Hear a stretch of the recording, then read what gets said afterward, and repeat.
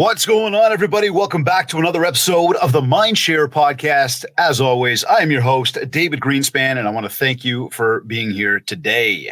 This show is sponsored by Kids Keep in Touch Systems, as well as REM Real Estate Magazine.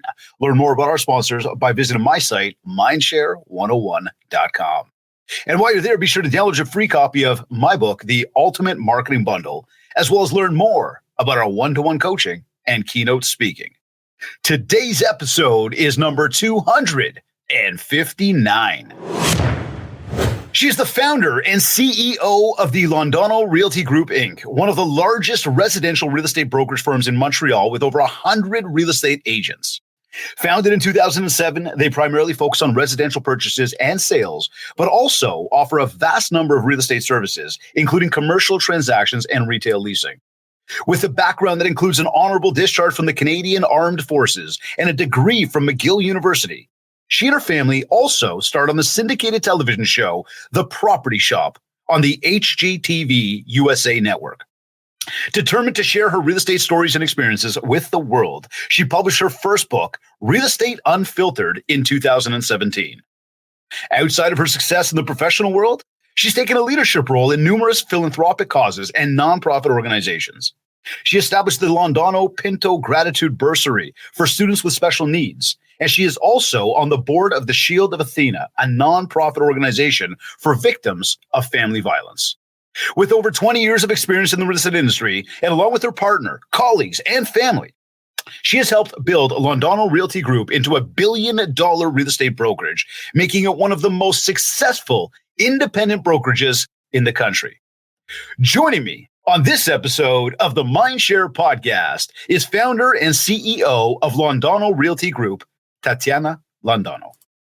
Tatiana, hola. Welcome to the How Mindshare. How are you? Well, it's an honor to have you here. I'm excited to have you here today. Please, it's my pleasure. Anytime. Nice to see you, David. It really is good to see you. I know we sort of, I guess maybe in passing or spoke at a similar event last year at some point.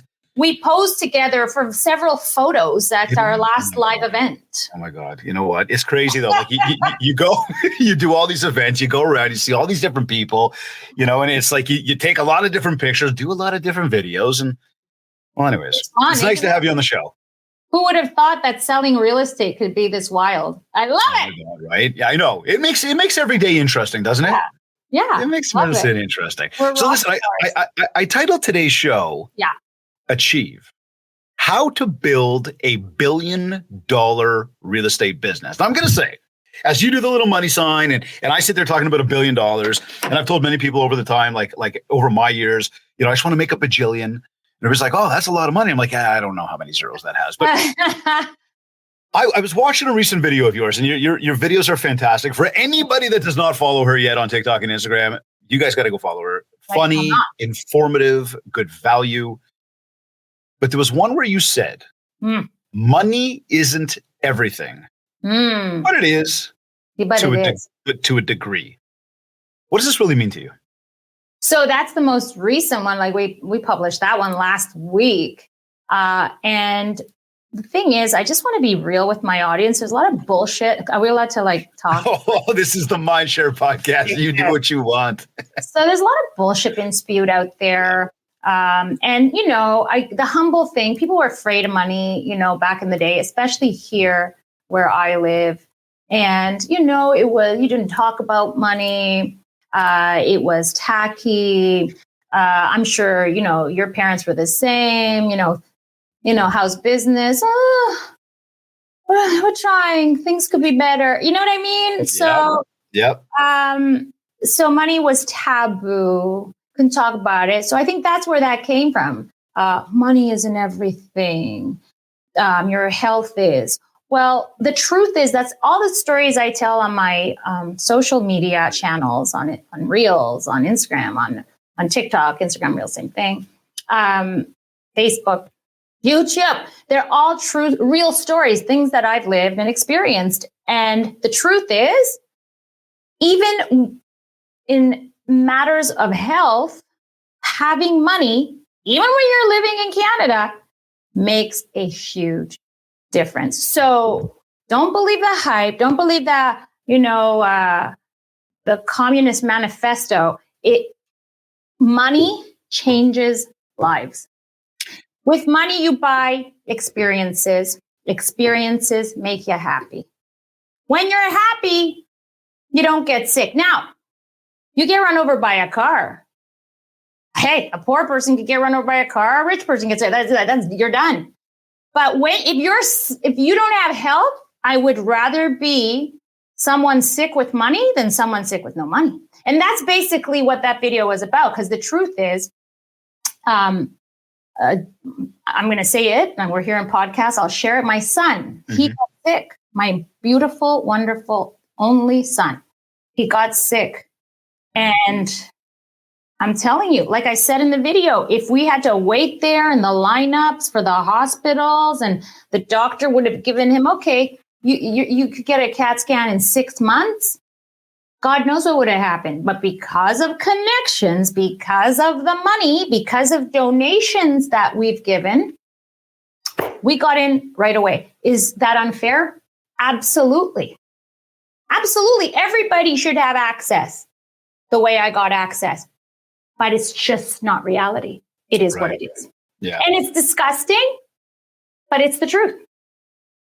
You know, it's funny. You bring up Canada and the communism and all this stuff. And look, quite frankly, I couldn't agree more. It is stupid expensive. It is stupid expensive to live in this country, and it's only getting more expensive. Like, it's only getting harder. And this is even for people with money. Exactly. Right? Like no matter who you're talking to these days, you could be in any circle with anybody, and money is a major grocery topic. Bill. You're better off going to a restaurant nowadays than going to the grocery store. Pharmacy products, like a blush is like $25 when I used to get it. I couldn't tell you about what blush is. But everything has gone, okay, to the point where I know this sounds ridiculous, but sometimes the grocery order is way more than eating at a restaurant, a fine restaurant. I'm not talking about McDonald's. I'm talking about a fine restaurant. You know, so it's definitely gotten tougher. So look, it's the same everywhere in the States as well. Prices have gone up. I get what you mean by money isn't everything, but in some respect it is, right? And the one thing that I continue to reassure everybody about is that, try to reinforce, but mindset is massive, right? Yeah. Understanding what you need to get up and do every single day. We are in business planning mode right now. And most people everybody we're working with has pretty much finished their business plans, as they should be by this time of the year. Yeah. In preparation for the new year. And one thing that I say to everybody is, when we're going through that, when it comes to goals, the first thing that should be on your goal list is not money, right? It should be what you want personally. It should be those other desires that you have, those conversations you have in the mirror about who you want to be and where you want to go and what you want to accomplish. Money should be on that list. Just don't make it the top priority, because otherwise everything you do every single day revolves around solely money.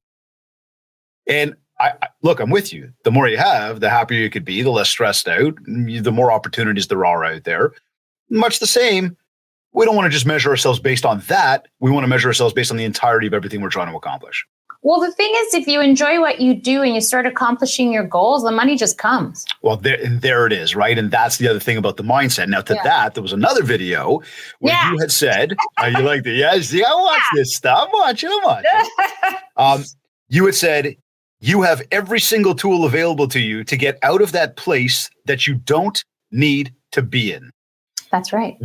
Tell us more, and very specifically, what are those tools that you are suggesting when you say that you have all those tools? Because I really loved it. That resonated with me.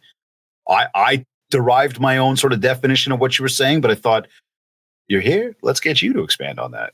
Well, you could come from anywhere. Like, there's people who come from very, very wealthy families, generational wealth, and then they have kids that are lost. They're drug addicts. They end up being losers, just like you have these people who come from wealth and have children who then take the business to the next level.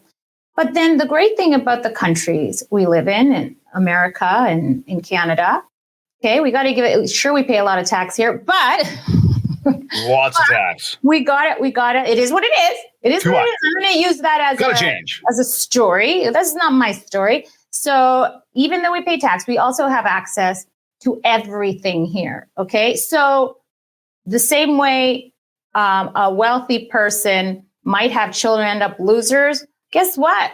My parents came off a plane, not the boat. They came off a plane from South America looking to do better for themselves because, Colombia in 1970 wasn't like that amazing at the time. So now it's kind of niche. But my parents came from nothing. And look at everything we have now. And that's because of the opportunities given to them in this country. And my father used these opportunities. My mother worked her ass off. These are opportunities you might not have. Well, they didn't. They didn't have these opportunities in South America at the time. They still don't have these opportunities. My virtual assistant is from Colombia. He's fantastic. He's talented. He's smart. But there are no opportunities for fantastic, intelligent, smart people with no connections over there, right? Here, you don't necessarily need connections to use the tools to get you to the next level. My father became a realtor. He was the first realtor in the family and started investing in real estate, learning about real estate investment. And that's how he had his forced savings. Okay. But they came from zero. Right. Zero. So I'm the daughter of immigrants. Okay. I went to school. It was important for my father that I go to school. I went to school. I went to McGill. I finished at McGill. And I went to the Army, etc. I knew what hard work was. What did you do in the Army, by the way? Oh, did you fight? Like, were you out there so fighting? General military training. I was a reservist, and I was in the communications squadron, and it was horrible.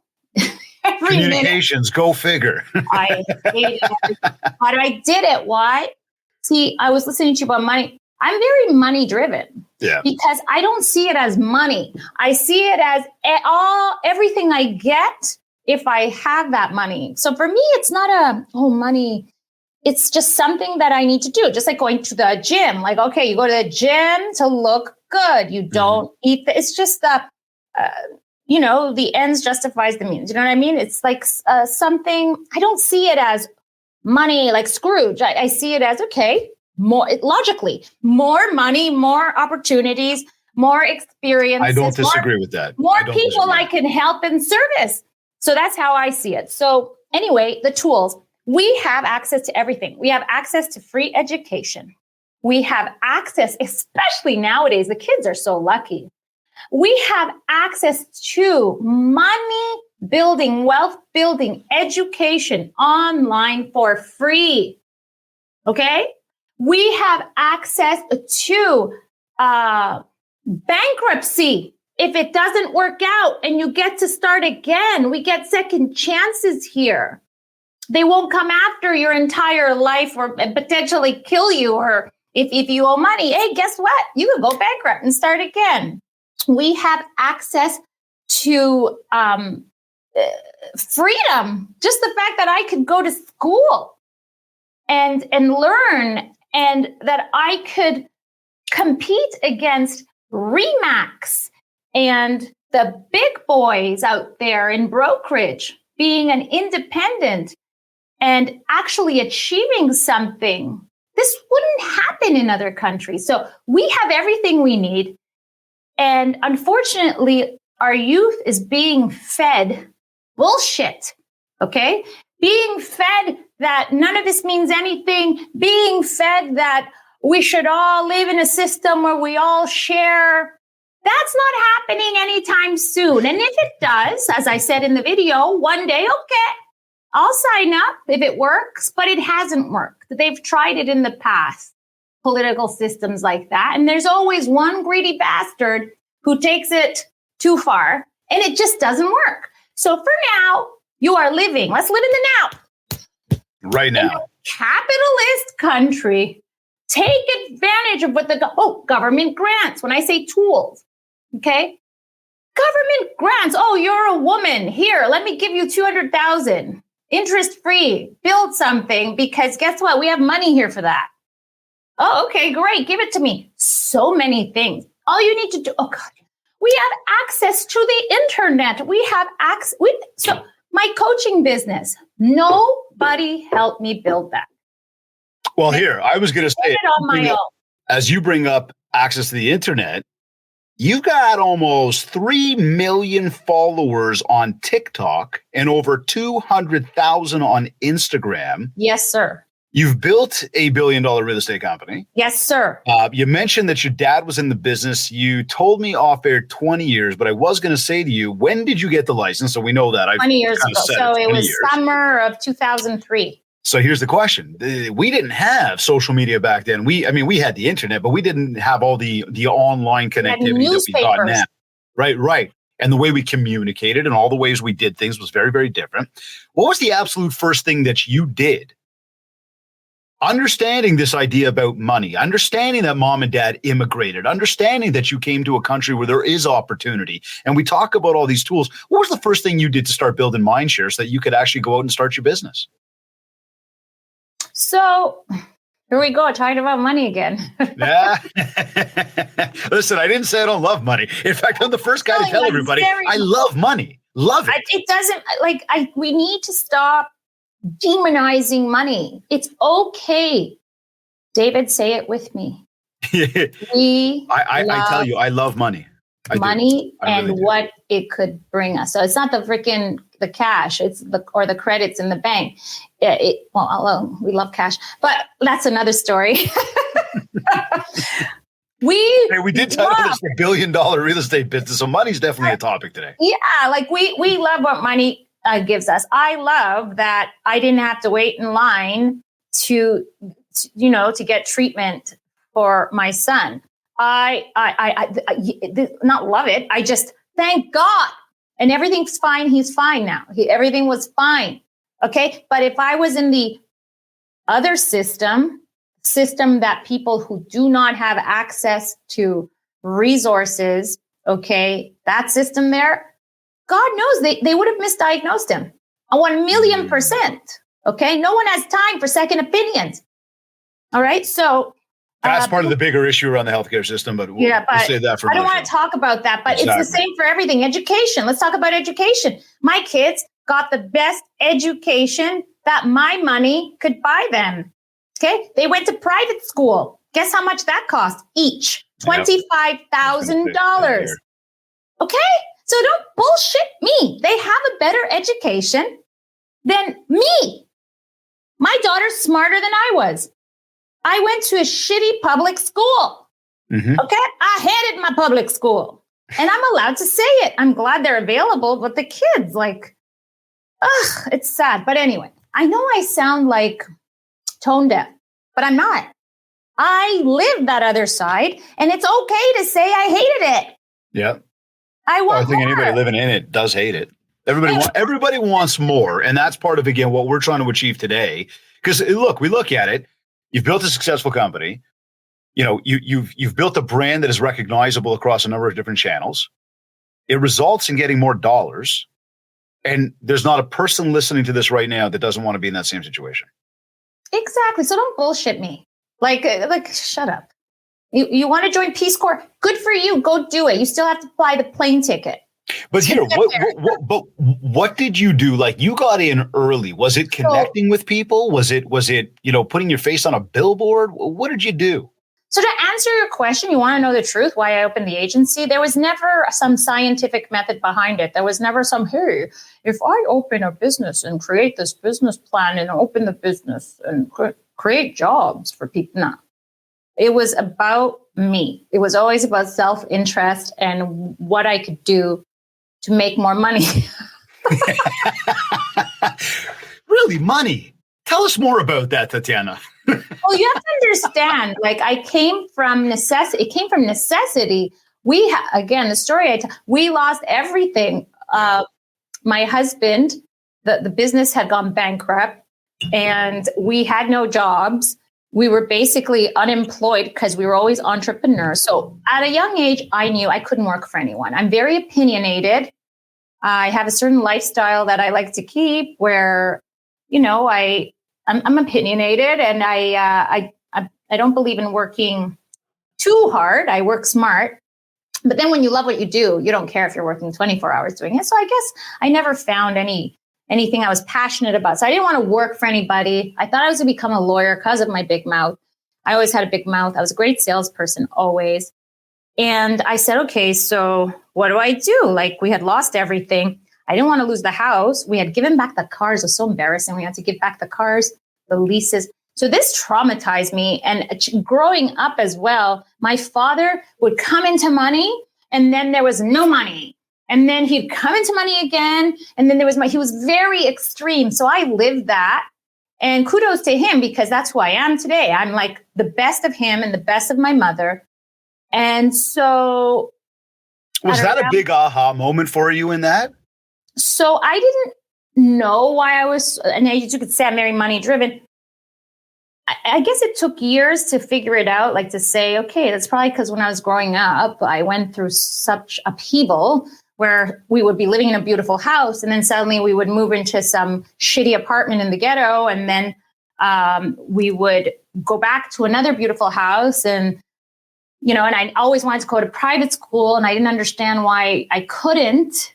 I didn't get it. Mm-hmm. So I guess, that really affected me, but for the good. I said, okay, I'm not going to live like that. Yeah.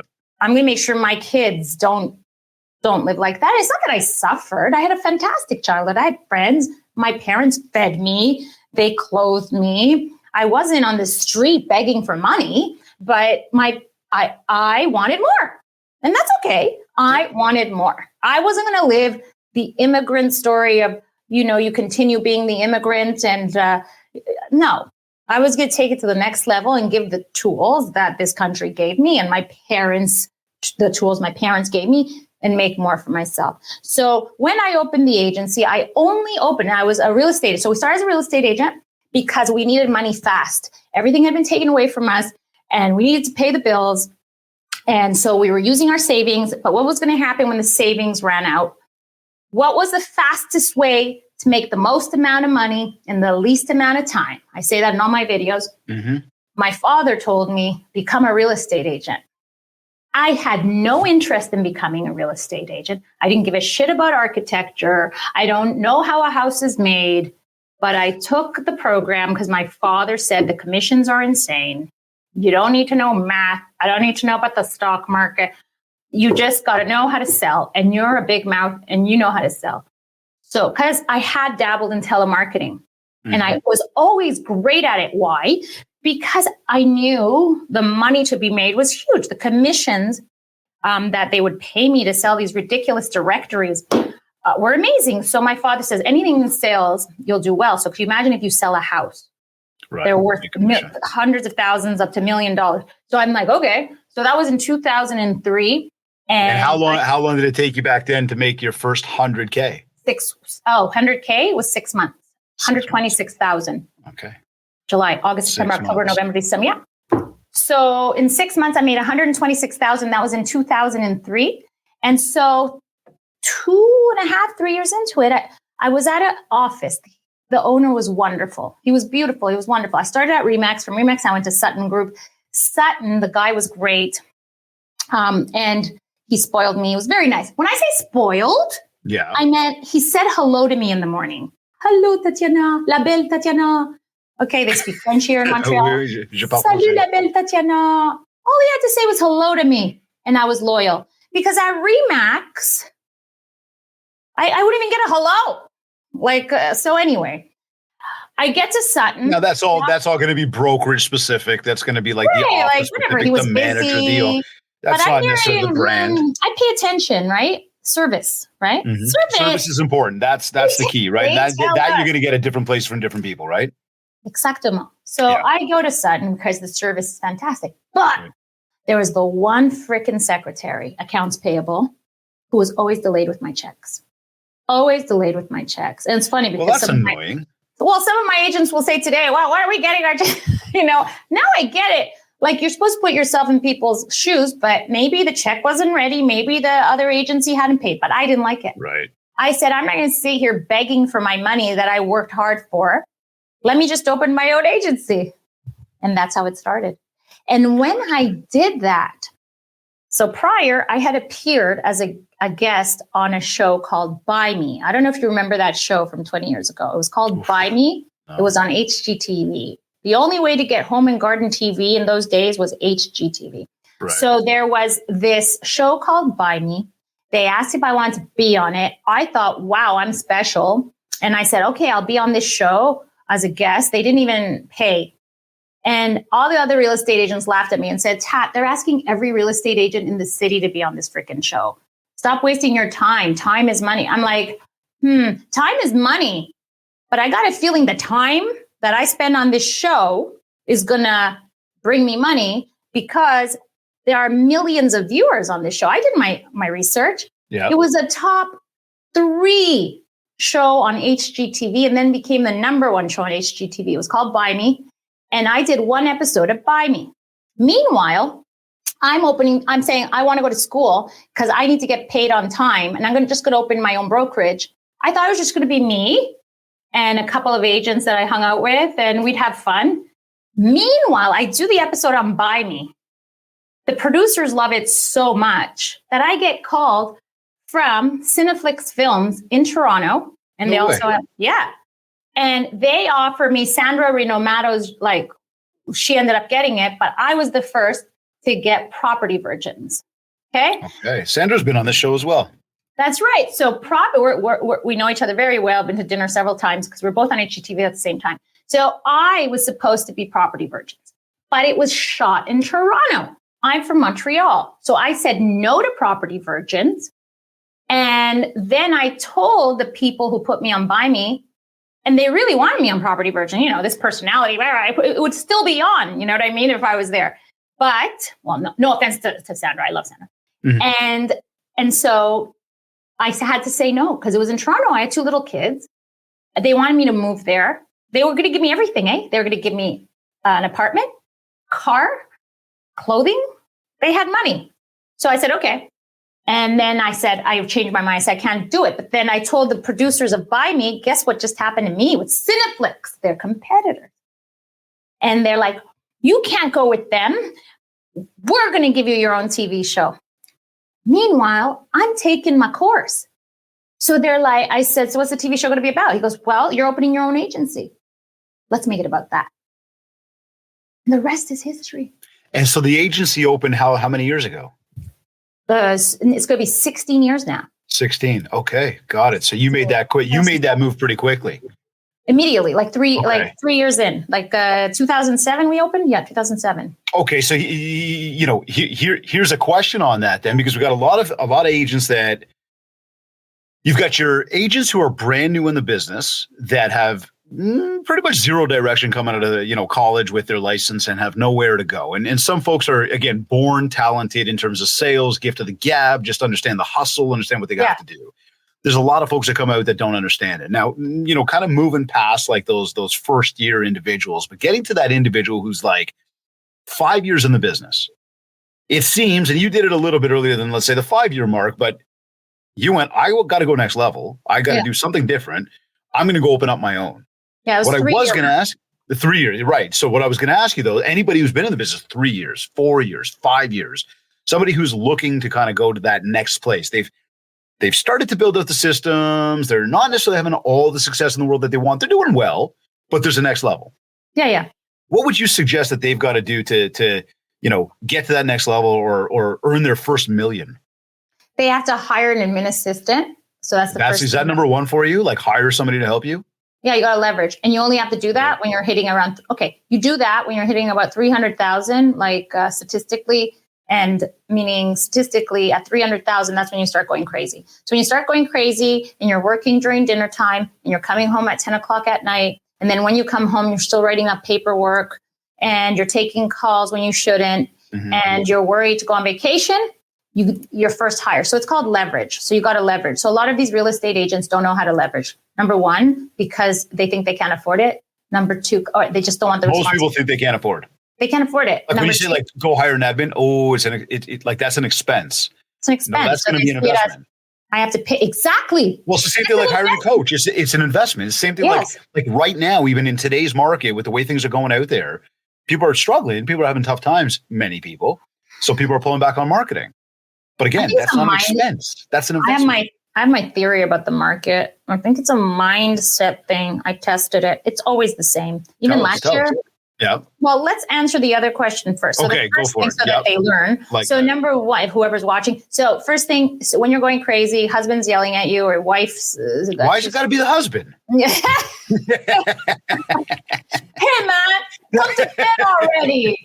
That's what I got. Come to bed already. You're with the family. Hang up the phone. Meanwhile, the man is out. I'm working. What do you want from me? I'm working. I'm trying to make a buck here. Leave me alone. Hormozy will say, you got to get, we all know who Hormozy is. Yeah. I will quote him anywhere I go until the new flavor of the month comes along. But Hormozy. I can't understand the nose thing, but anyways. Does he snore? Like, I don't understand. I don't get it. Like, I don't either. It's his thing. It's not for me. I'd rather my thing be my hair. Well, you don't like the little not a thing on my nose. You don't want to walk around with that. But Hormozy says that your wife has to be your cheerleader. And does the cheerleader leave when the team is losing?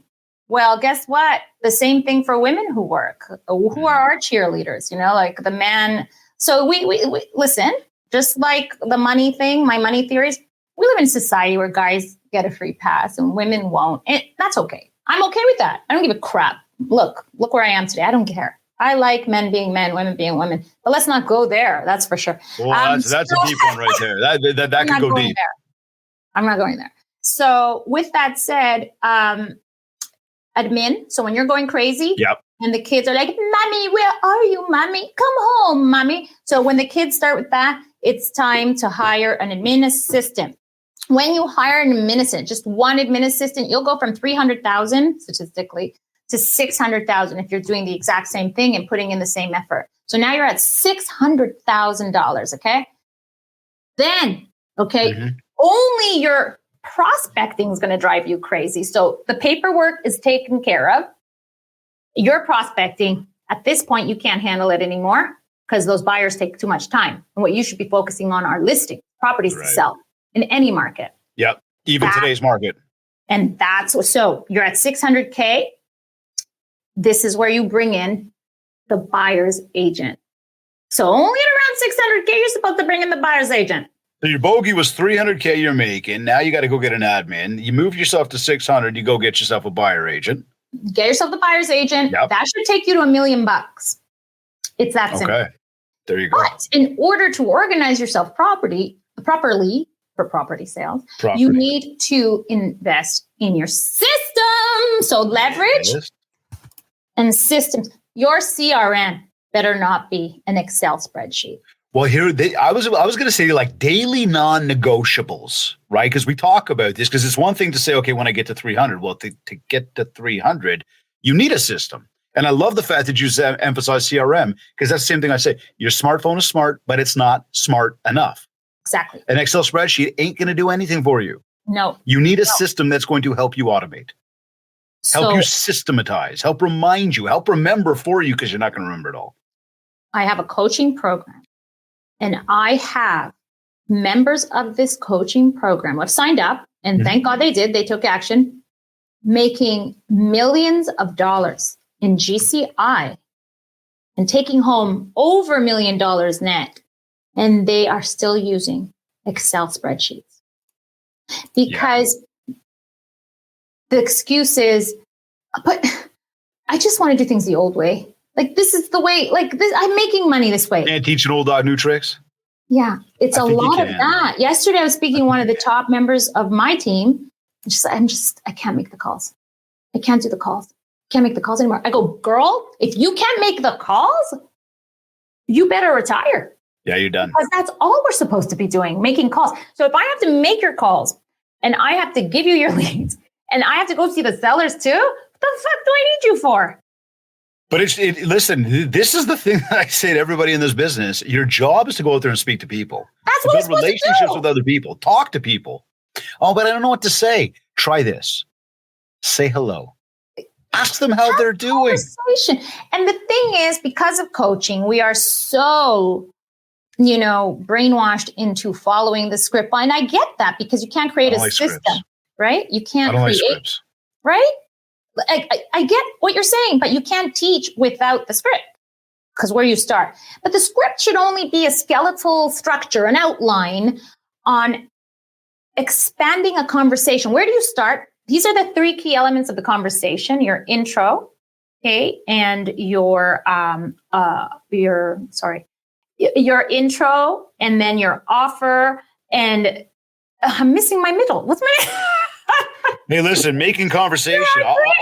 I'll tell you, I think that there's a few touch points in a year that you make to people. And out of some of those touch points, none of it has to do with sales because just the simple you're driving me crazy. Listen, no, it's not simple. Intro. Yeah. Okay. And then you have to ask the probing questions. Look, I'm turning red. I'm like, what the hell? It is probing. Your tattoos are making me nervous, David. So your intro, your probing questions, and your offer. Okay. So once you have those three things, and you make sure you mention those three things, like you're using those three things, you have back to what you're saying, a real conversation with people. You need to have a real conversation. You cannot just follow the script. People could see right through you. You're going to sound like a telemarketer. So can I tell you, I had a lady one day. She says to me, I signed up with this program. And I said, why? She goes, because they gave me these, like all this stuff. I said, like, what? She goes, what? Like, they gave me these cue cards. I'm like, what's on the cue card? She goes, well, it tells me what to say. I'm like, let me get this straight. You're going to pick up the phone. You're going to call a guy like me, and you're going to look at a cue card for what to say. Because the minute I smell that, I'm going to take you in such different turns and spin you around so many times. You're not going to know which cue card to look at. So again, I'm not big on scripts. I'm not at all. But I do believe there's got to be an innate. Because then you can't grow your team. Well, there's got to be an innate ability. It's just an outline, just like saying. I will give you that. The outline I'm fine with. It's an outline. So in school, the teachers say, here is your outline. I need you to write me an essay on what you did during your summer holiday. So it's the same thing. This is the script. I need you to follow it and learn what the structure of the script is, and then have a real conversation, making sure you use the outline in this script. Right. But the issue is, and this is why I brought it up, is they don't know how to have conversation. Like you just did with the cue card. They don't know how to speak to people anymore. And then the realtors who are veterans, especially after the pandemic. That thing. Okay. The thing. Yeah, can't say it out loud or else they won't promote this. True. So those people, realtors that have been in the business, they just don't even want to have a conversation anymore. They're tired of it. They're tired. Yeah. But that's it. Then it's time to go. It's time to go. Because real estate, the reason that robots have not taken over real estate sales yet. Ooh, yet. Well, you never know. They might invent some gorgeous robot who looks exactly like me. And that shows properties better than I do. You know what I mean? So come on, is that even possible? The truth is, a monkey could show a property. It's lead generation. But that's another story. But yeah, you need to have conversations with people or else this business is not for you. So if you're an introvert, this isn't for you. And I'm with you. I had a lady one day. I was doing a training, and live training. We were in front of people, like in a room, and this one lady says, "No," because I said, you got to talk to people, you got to go see people, you got to meet people, whatever. She goes, "Oh, I go to the grocery store very late at night." I said, "Why?" She goes, "I don't like people." I looked at the broker, the owner, the managers. I says, "I'm really sorry for this right now." I looked right at her. I'm like, "You got to get out of the business. This ain't for you." Right? Because if you don't want to have conversations with people, it's not going to work. But as we talk about non-negotiables in this business, in order to make the money that you want to make, whether it's $1 million, $1 billion, whatever it is, you got to talk to people. Exactly. Now, but I do believe in the rock star theory. Okay. Tell me. That's my theory. like the crazy hair, like guitar and all that? Or? The rock star theory to me is, or the performer, that you're a performer. So you may hate people. Yep. Or not like people, but then you're a rock star. You're performing. You're an actor. So you could be the best performer. And then when you go home, that's it. You turn off the phone. You don't want to talk to anyone. it could be that you're acting and you could be the best actor. Mm-hmm. But again, you're going to have to talk to people. You might be acting and hate people and you're a great actor. That would work as well. But why would you want to be spending your day doing something with people you hate? Do you know what I'm saying? You know what? I know what you mean. And the way I look at it, it's funny because I was at an event. I was at an event in Dallas earlier this year. Yeah. And we were speaking, a whole bunch of us there, and like a bunch of us who actually get on stages for a living in front of big groups of people. Yeah. And we all agreed we are the most introverted extroverts there are. Because when we're not on, turning the switch on, we actually want to be a little bit quieter. I don't want to speak. I mean. I kind of want to do my own thing. I kind of want to be in my own place. Yet the minute it's time to, like, it's go time, I don't care how many people are in front of me. I love that moment. I love being in front of people. I love helping people. I love being able to motivate people to get to their next level. Yeah. Yes. But then so not everybody's like this, but I'm exactly like this. And this is where I get my rock star theory. Yeah. So the rock star theory is this: I am performing. I'm a performer. Okay. And I'm great at it. But when I get home, so people assume immediately Tat's an extrovert. I'm not an extrovert. I'm not an introvert, but I really love being with my family, and that's about it. I'm with you. I have a select amount of friends, very small amount. And I will spend twice a month with them, go for dinner. And that's about it. I want to be with my family. I want to be with my husband. I want to be with, I get along very well with my ex-husband. So we're all a big crew. And his wife and her daughter, we're a crew. That's it. I want to watch TV. I want to zone and veg out. Yep. And the next day starts and I'm the rock star again. Here, speaking of rock star, you look, you've killed it on social media, and I say that in a very positive and congratulatory way. I think it's awesome. One thing that we hear from a lot of people, because I would say as we talk about non-negotiables, I would say a big non-negotiable as we talk about conversations, I always compare social media to like walking into the coffee shop. You just don't have to leave your house. You have an opportunity to speak to a lot more people, build a lot more mindshare, develop more relationships. Now, there's a lot of people, though, that are fearful. They don't want to post because they're scared of what people might say. I can't believe that. Really? No, I just can't believe that after all the videos that are out, they're still afraid. I know, but this is where I'm going with it, right? Yeah. So I was going to pose to you of just even the comfort of getting on video for anybody that might go, okay, she's an inspiration, or okay, I'm going to follow her, I'm going to watch her, because again, you're not very recluse on your videos. Like your videos, you're out there, you're excited, but it's energetic and it's compelling to stay watching it for the 30, 60 seconds, whatever the video is. Right. You'll draw us in. Okay, yeah, I can watch her for 30 seconds as opposed to, so here's the things that you shouldn't do in real estate. I was like, oh my God, really? Like I'm hurting watching. So look, you've got incredible. What's your sign, David? What? What's your sign? My sign? Capricorn. Oh, that's why you're born in January? Yes. Why? What do you mean that's why? That's why what? Because I'm born in January. I'm almost a Capricorn. I'm not an Aquarius. I'm at the 23rd of January. But you are reading my mind. The example, January 17th. So we're not far from each other at all.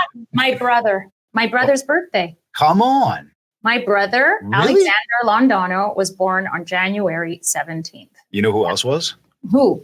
Al Capone. No. I just think that's cool. But video. That's the example I always give. The example you just did of, hello, today's market report is January. Or you get the people that are like, the politicians, right? Right. Or they don't even know which pocket to put their hand in, and they're kind of leaning there. It's really awkward. You get it's uncomfortable to watch. But part of what I try to empower people to do is, one, to understand that after that thing, everybody is now on video. Yeah. Everybody. You should be totally comfortable. And it doesn't matter even if you're not comfortable, like screw up. It's okay. Because the more you do it, the better you're going to get at it. How did you get comfortable on video? What would you tell to anybody right now who's got a fear of getting on video, a fear of posting on social media? I had somebody in a training yesterday, like, what happens if you get trolled? I'm like, if you get trolled, it means people are watching. This is a good thing. Oh my God, they almost tried to cancel me. Anyway, that's another story. But I guess I was always great at it. So that's why I got the TV show. Okay. That's why I did well on Buy Me. So more of just an innate thing, like characteristic within you. It's innate. Well, but wait, nothing's innate. Oh, okay.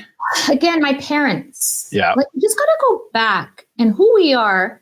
Did you read the book Outliers? Yes, I did. That, like, right there, what you just said, that takes me right to there. Right. I love that book. Isn't it a great book? Did you? Oh, there were certain stories I listened to. I was like, really, why am I hearing every nook and cranny detail of this? But then when you, obviously, they'll summarize the entire book. You understand why you learned all those little details. Exactly. And it just reminded, when you just said that, my parents, it was like, there it is. It's never like a freak accident. Like he was talking about the planes, Malcolm Gladwell. Gladwell, yep. And he's talking about, no, it wasn't that the plane exploded. It's just every single time it was the pilot that freaking was inexperienced. But yeah, every once in a while you have your outlier, but not really. The best hockey players, they were all born in January. You know what I mean? That was crazy for me because I love my hockey. I love my baseball. And I was like, January. I'm like, so I should have been in the NHL. You should have. Like, what happened?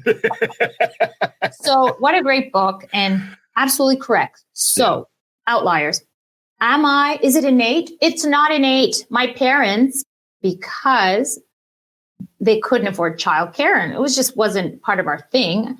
Like it wasn't the immigrant thing to do. You didn't give your kids to nannies or anything like babysitters. Yeah. So if there wasn't a family member around to help, they needed to put you, at least my parents did this. They put me in like some community center activity. And so they signed me up to drama school when I was in grade 4. And now it all ties together. So that's probably what it is. I'm thinking about it. It was not innate. I thought it's innate. No, it's not innate. When I was in grade 1, I wanted to be part of the speech competition. Actually, I was a real introverted child. And my father made me practice that speech inside out. I still know it till today. It was about the caribou. The caribou is a kind of deer that lives in the Arctic. In Europe, they're known as the reindeer. They feed on leaves and grass in the summer. But in the winter, anyway, so I still know it off by heart because my father drilled that speech into me. He told me how to stand. He told me to speak to hundreds of people. So, and I won that speech competition in grade 1. Then I went again in grade 4 and I kept going. And then my parents put me in drama, not because they said she's going to be an actress. No, because they needed childcare. And so they would put me in gymnastics, swimming. They would put me in everything. Also, not only childcare, they wanted me to be exposed to that. They didn't want me sitting in front of the TV set eating all day. So they wanted me to get physically active. They wanted me to learn new things. My parents were pretty badass. And so and remember, we didn't have the resources, but there was always, I was raised in Toronto. Yeah. And so there was always amazing. I don't know, because I came here at 14, but in Toronto, there was so many things going on for kids when I was growing up. And that got you comfortable with the camera. I think that's what it is. Because I was always, so when I got that opportunity with Buy Me, I ignored the camera. And I just said what I had. That's another thing. I've never had a filter. And the masses would think, well, that's crass. That's unclassy. What kind of lady is she? But that's what people like. People want real. And that's the first thing I get. I love you because you're real. So are you? I don't know what that means. Are you coming up with your own content then? Like when you think about these, is that just you, like being you? No, the truth is it's my son. Okay. My son. Is he doing the editing as well? He does the editing. Yeah, he does everything. Notice how my editing is in fact complicated. My coach. It doesn't need to be though, does it? Right? No, and I get upset and I go, why am I getting upset? Whenever I get a text message from somebody saying, I could do your editing, I could see it needs work. I want to say, have you even looked at how many followers I have, you moron?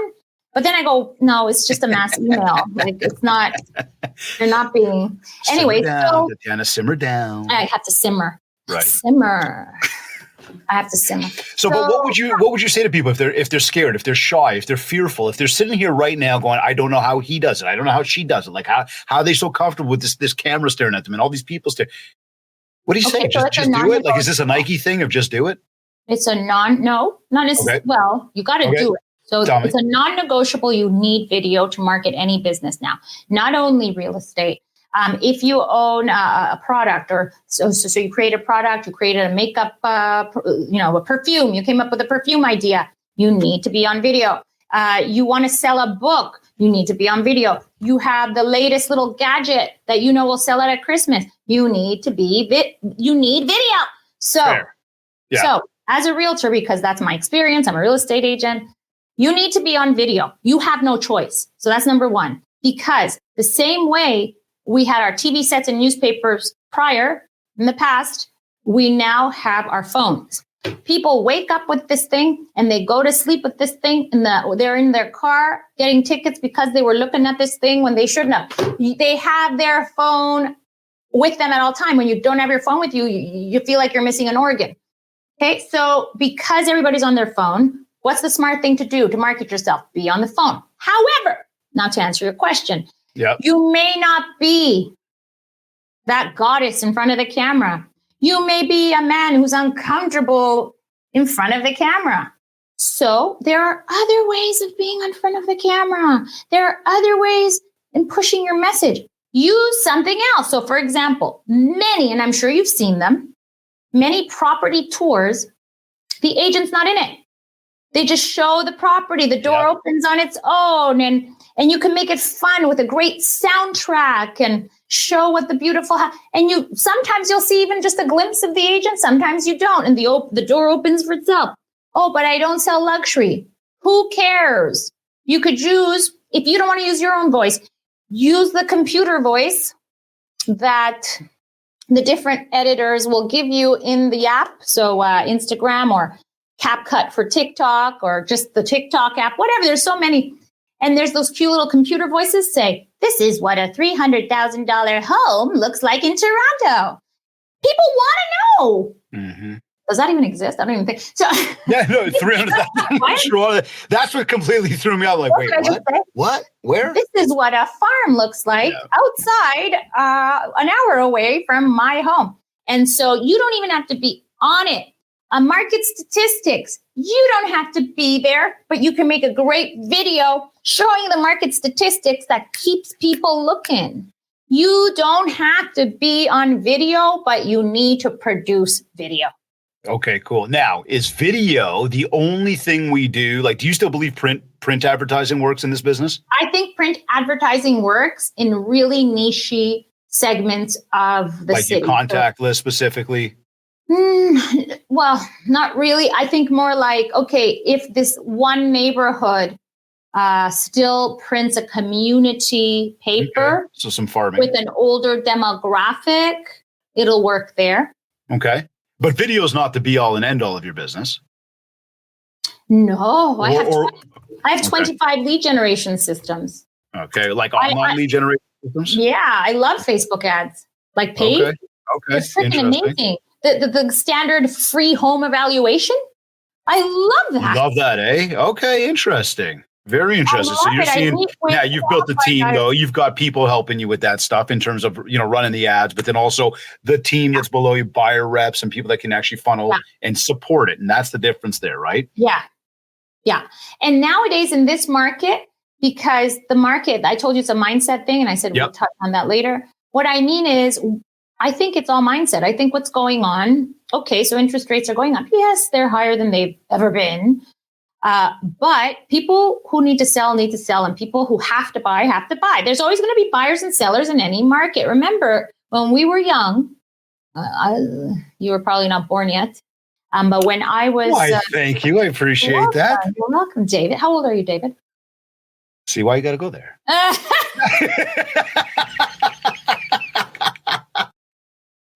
I like the first part of it. Oh, David. No, I'm not shy. 42. You're a young boy. Yeah. So in the 80s, see, I was already thinking and I knew what was going on. And I was looking at my parents saying, oh, do we have issues here? The interest rates went to 15%. Yeah, I do recall. And somehow people were still buying and selling properties then. Oh, yeah, but the cost of properties were then. No, it wasn't. People weren't making as much money as they are today. Okay, yeah, but if you were to, really do the, shut up. If you were to do the math, proportionately, our cost of living has gone up, but our salaries haven't gone up. Whatever. I know my father was a machinist in the 80s, and he didn't know when the next freaking payment was coming in. And he knew he had to pay that mortgage with the new interest rates. I'm sorry. It is completely comparable. When you compare 15% to 6%, come on. So back to my theory. Mm-hmm. I think it's a mindset thing because the truth is we had interest rates as high as 6%. I don't know, 2014, 2015, around there. They were high. They weren't 3, they weren't 2, they weren't 1.5. Mm-hmm. So what happened is we got used to low interest rates. So the banks were giving away money. And yeah, let's use it, rightfully so. If the banks are giving away money, you're living for free in a beautiful house. That's fantastic. So banks were giving away money. The thing that we can't mention came and people want to spend more time at home. So that caused the housing thing to keep going. Mm-hmm. And so money's free, you know what? And because people heard that interest rates were going to go up because who was going to pay for all this free money that was being given out, people were running to buy. So we know all that happened. So real estate agents had it easy. And then the immigration, they all started coming here because Canada, good country, good private school. So everyone was buying here. So we had all that going for us. So 2018, 19, 20, wow, we weren't sure what was going to happen. So it went down. And then suddenly it went crazy. Right. So where are we? 18, 19, 20, 21. We're like, And then the last hurrah was beginning of 2022 when that's it. Interest rates started going up. So now all we need to do is say, okay, the party is over. Let's go back to 2015, 2016, 2017, where interest rates were higher. And it took a year to sell a property with a couple of reductions in between. Life isn't as easy as it was for the past 5 years. Got to work. Got to go back to work. That's nothing. People forgot how to go back to work. Yeah, people don't want to work, right? I was talking to my team member yesterday, and she was like, I don't want to take calls anymore. Yeah, you don't want to take calls because for 5 years, you were lead receiving. And Isn't it amazing, though, how everybody wants to build this billion-dollar business, but nobody wants to work to put the effort in? Like, I mean, if there's anything that I've learned, and we talked about one book, I think we might have mentioned a few books on today's show, but for all the books that I read, and I imagine you read a lot of books as well, like you hear a lot of the same stories. And if I boil one of those sort of like common denominators down, it's like, you must put in effort if you want to get results. It is that simple. And if you're not going to put in the effort, don't expect the results. Listen, a wise man, I'll say Hormozy again. So for a long time, I saw the trend on TikTok and on Instagram. Don't work hard, work smarter. You don't have to work too hard. This is how I make $50,000 a month. This is how I make $100,000 a month. Yeah, that was easy when they were giving away money and there was nothing to do at home. So everyone was buying online courses and everybody was buying online Amazon and everybody was buying online because they were giving away money, literally, and there was nothing to do at home. But the truth is, I'm sorry to disappoint everybody, but if you want to make consistent $1 million every single year minimum, or you want to be a baller and make tens of millions of dollars, you need to work. You need to show up. You need to have those conversations. You need to work. Yesterday, I met a guy. He came in to speak in my class, and I coach real estate agents. And so this gentleman, his name is Ozzy Ramirez. He's a team leader. He was in and out of jail when he was 17. He was getting into trouble. He had no future, according to the masses. This guy was going to end up in jail. He was in Texas. And you know what? He met his wife, changed his life, found God. He changed his life. And today he's a top team leader out of Houston, Texas. And he works his ass off. He goes, I'm too young to be thinking about stepping away and leveraging the whole business. He goes, I love what I do because I'm in my 40s. I want to do this for another 20 years. I want to double down. And he says, and when I'm meeting with clients, I want to win. I want to get that contract. I want to make sure that I sell their home. And his love and his drive to work was inspiring. We need to go back to work, people. Yeah, I know we're technically back at work. No, we're not. Half of the people I know are still working from home. Half of the agents from my agency are still like working in their underwear. My bankers, they're still working from home. What is going on? It is time to go back to work. Whatever happened to work? It's time to work. People forgot to work. They forget. They think that money comes easily in abundance. They think that they could. And now I understand what Hormozi says when he says, affirmations aren't going to pay your bills. I would agree with that one for sure. Right? There's you got to write that down. You got to journal. You got to know what your goals are. But if you just think that that's all it's going to do it's not. It's got to come down to brass tacks. You got to put the effort in. The agents are used to lead receiving. It's time to go back to lead generation. It's time to go back to old-fashioned real estate lead generation service and closing deals. It's over. That's it. The market is enormous, and we're lucky that it's not a buyer's market. It's still a seller's market. That's a blessing, guys. We want the listings. We don't want to be dealing with these crazy buyers all day long. So let's just get with the program. And interest rates will come down, they say, in 2025. Yep. But we got to deal with this year coming up. And how do we deal with it? Longer mandates, correct price point, and more listings. So if you only lived off 20 and that could pay your bills and gave you what you wanted to be comfortable, 20 listings, 20 properties to sell on average throughout the year, now you're going to need 40 because it's going to take long. The sale does not happen over asking in one day anymore. They're sitting on the market longer. And guess what? That's normal. I was about to say that's a very normal market, right? Yeah.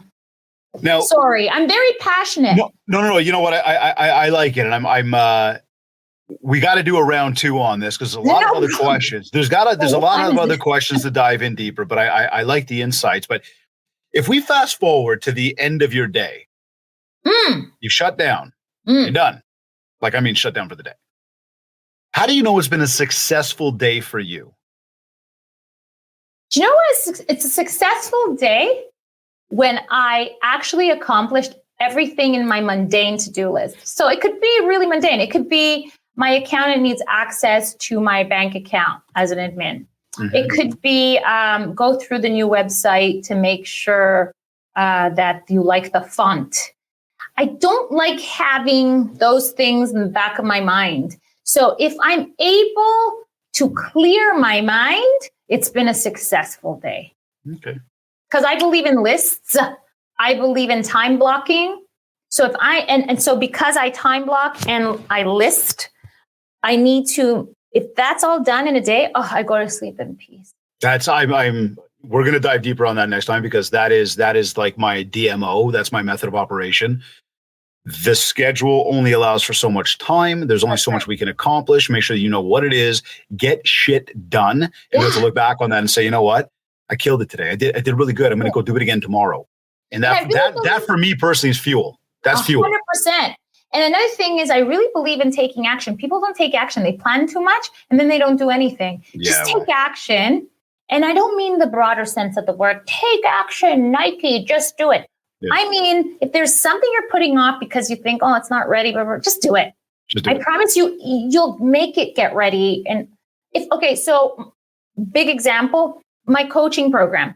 So I upped it and I made it better. I fixed what I thought nothing was broken, but I just thought I could make it better. Mm-hmm. And so I fixed it.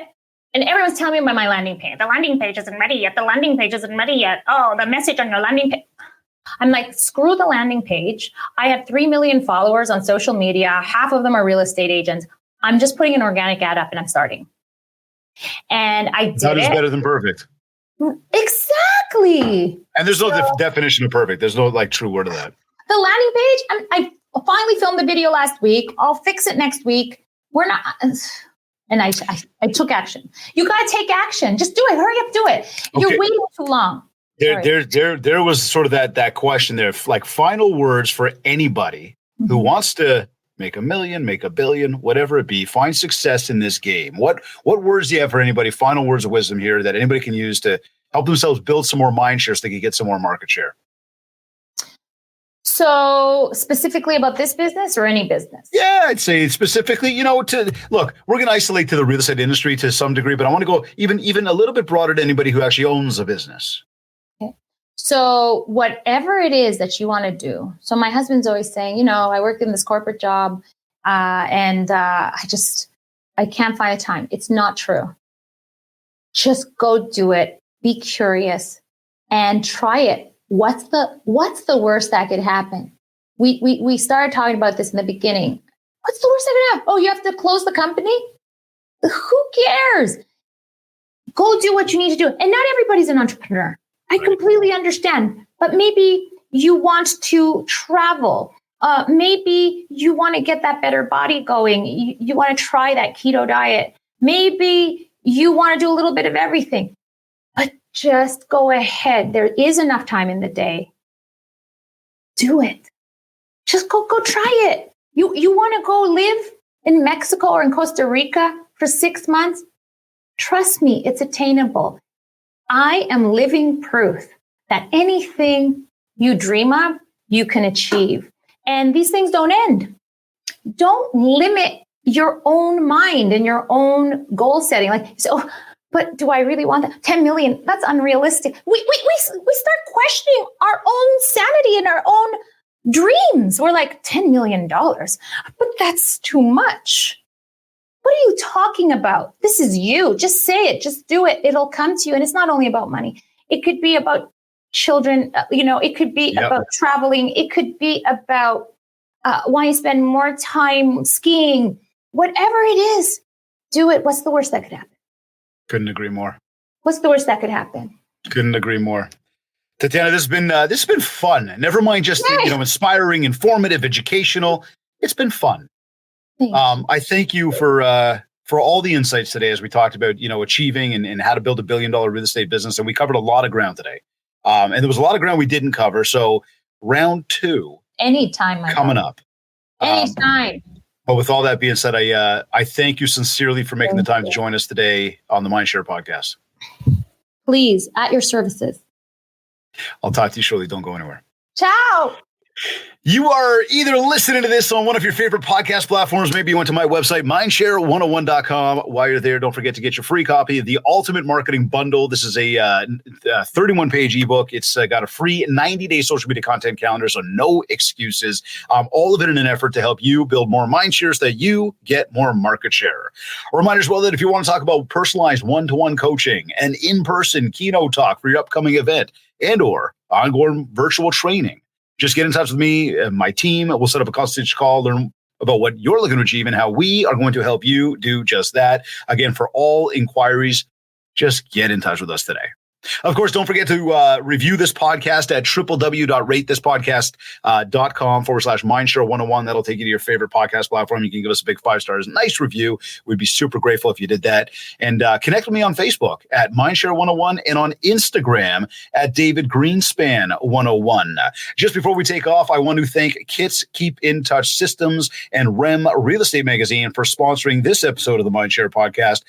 Be for sure to visit our site to learn more about these powerful companies will do to help you grow your business. This has been another episode of the Mindshare podcast. Thank you for tuning in.